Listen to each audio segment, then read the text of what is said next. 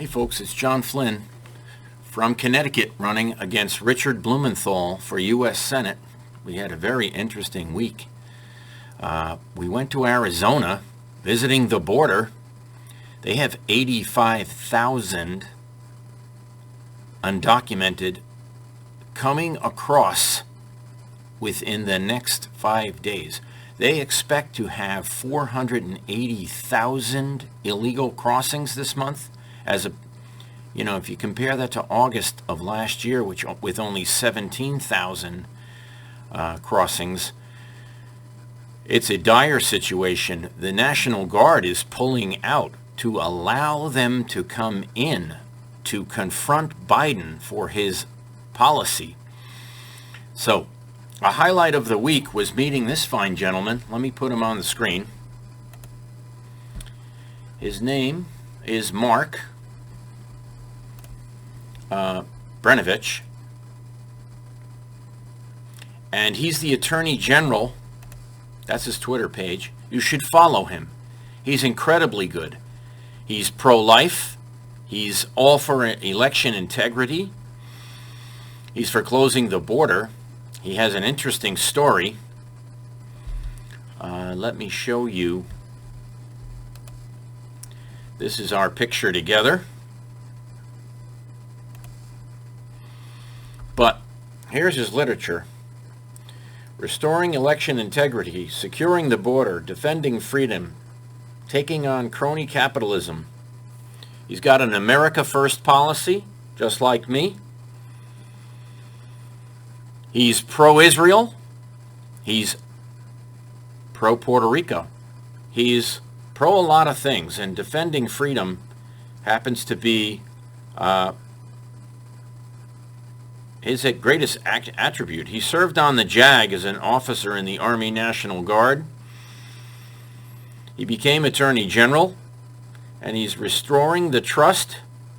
He was reelected in 2018 as AG, and he fights for everyday Arizonans.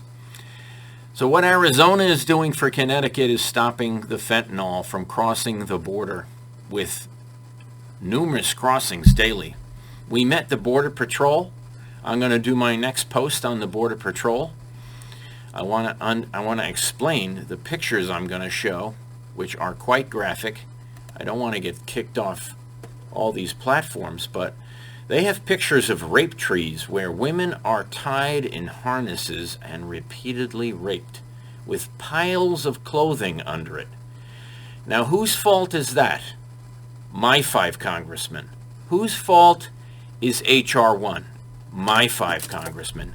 Himes, DeLauro, Courtney, Larson, and Hayes. They're all for these social programs and handing checks to undocumented. But let me tell you, they support open borders and a lot of other crazy ideas which are going to get us in trouble, cause our bankruptcy, ruin our currency, and the list goes on and on about the destruction of Christian values, the destruction of religion, all for what? So the Democratic National Committee can take in OxyContin bribes and perpetuate the OxyContin problem in Connecticut, or all over the country for that matter. Why hasn't Connecticut worked on the definition of fentanyl? Why hasn't Biden made it, focused on it as a criminal act, when in fact there's been deaths like Joseph Dean in Connecticut, a fentanyl death. Even for example, the DNC ex-chair's son died in a fentanyl overdose. Right now I have a lady calling me about her son, Ben, and her name is Anne Marie. He's got 5 kids by 3 different women. He doesn't pay for them. He's had 2 recent fentanyl overdoses, and let me tell you, the hopes of him being a good parent are nil. Absolutely nil. He gave up parental rights on 2 of the kids with 2 different women, and now he's in the hospital after ODing twice, and he provides no benefit whatsoever, and I've known him since he was born. So, Connecticut's problems are immense.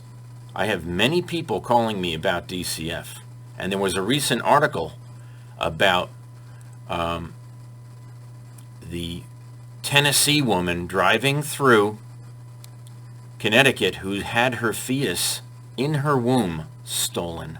So I met the attorney from Tennessee, oddly, at the event downtown in Phoenix, Arizona this weekend. I friended her on Facebook. We're going to keep in touch. She had no idea about the Connecticut articles on the Theodoro family. She had no idea that the judge in Connecticut took the baby and gave it to the court clerk. Recently, the baby was restored to the grandparents in New Jersey, but DCF in Connecticut is a criminal enterprise. We need to defund it till we figure out how to fix it, because right now it's a bribery machine. So says the Tennessee law lady I met in Arizona. I'll tell you, God works in mysterious ways. I'm going to publish this rape tree. You're not going to believe it. But I must say, BRNO they call him, Brnovich, is quite frankly, I thought, the number 1 Senate candidate worth voting for was in New Hampshire named Bolduc. However, after meeting Brnovich, I believe he's in first place. So first, second, and third, Brnovich, then the New Hampshire guy, then me. But we're going to keep in touch, all 3 of us.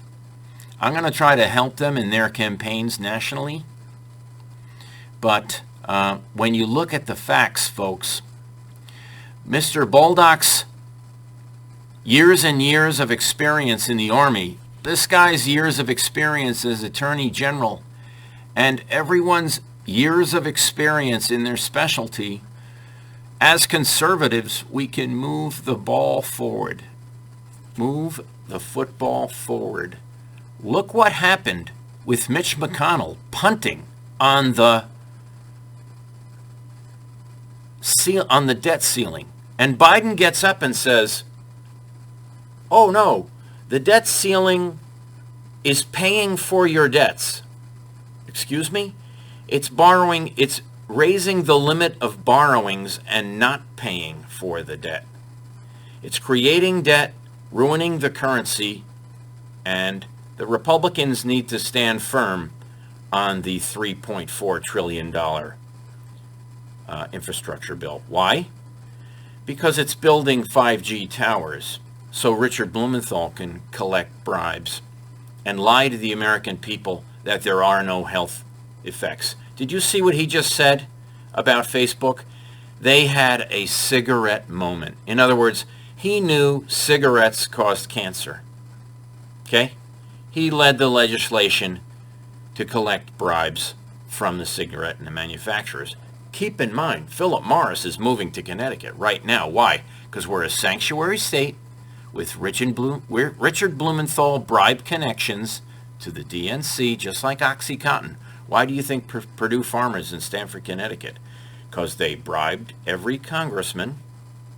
They siphoned $10 billion off to the Sackler family, who's the richest family in Connecticut. And that attracted Philip Morris back to Connecticut. Hold on a second.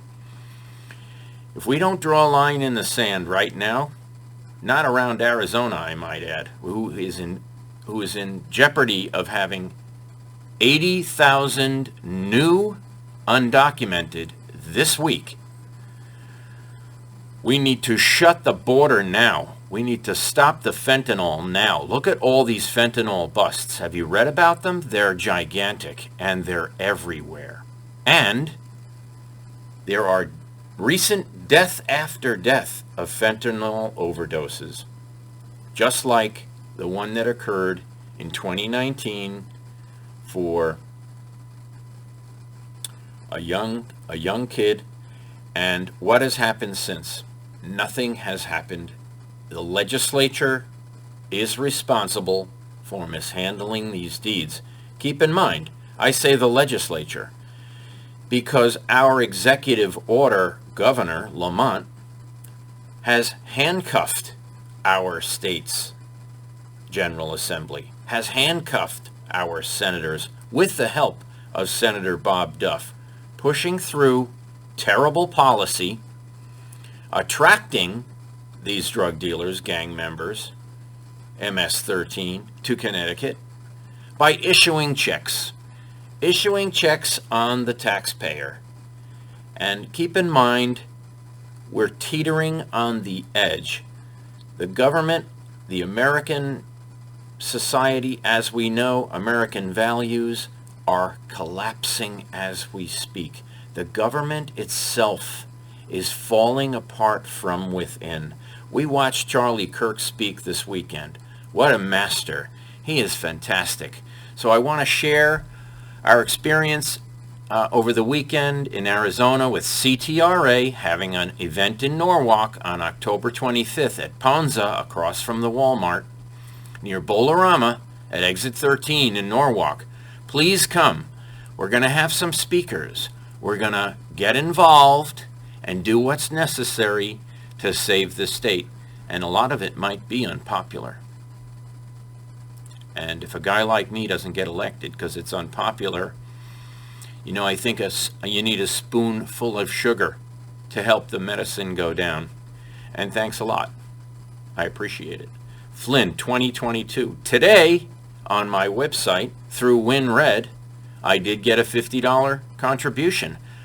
I don't know your name, so please contact me. There's a $50 contribution there with no name, no address, no nothing.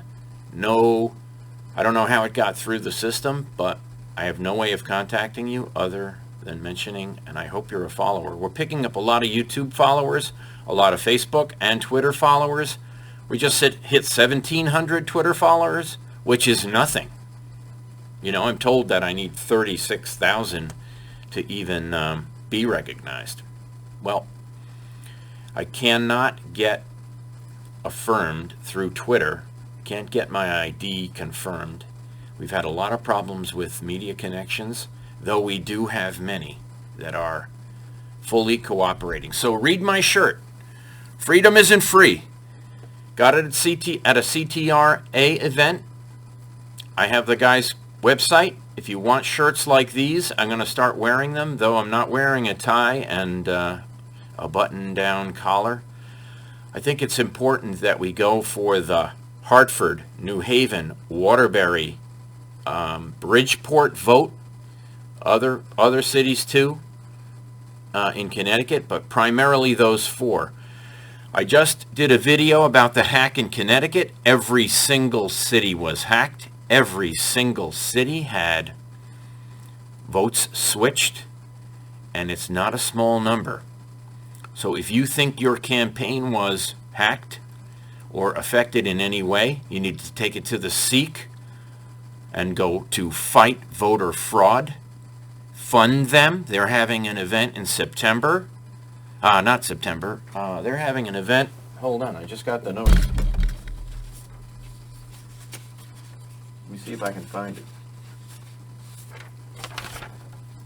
Yes, Linda at fightvoterfraud.org has an event November 6th in Stamford, Connecticut. No one in Stamford is participating in these things. No one. Stamford needs to come to the CTRA Norwalk meeting and volunteer and sign up. Why? because we're going to vet the candidates, folks. CTRA is going to vet the candidates, just like John Paul in Massachusetts with Go USA. Go John Paul. I saw him this last week in New Hampshire. Gentleman scholar. He rated Mr. Boldock almost a 5.0, a perfect score. So let's see what our score is when the time comes. And thank you all again for listening. Thank you for your contributions, but we do need $10 from everyone to prevail. I don't need a lot of money, but we do need lawn signs, city signs, highway signs, I-95, 84, the Merritt Parkway coverage. I'm not going to do a lot of lawn signs, but I am going to do a lot of public signs, folks. Have a great day. Thank you very much. And freedom isn't free. So what are we going to do? We're going to post and share. That's what we're going to do. Have a great day.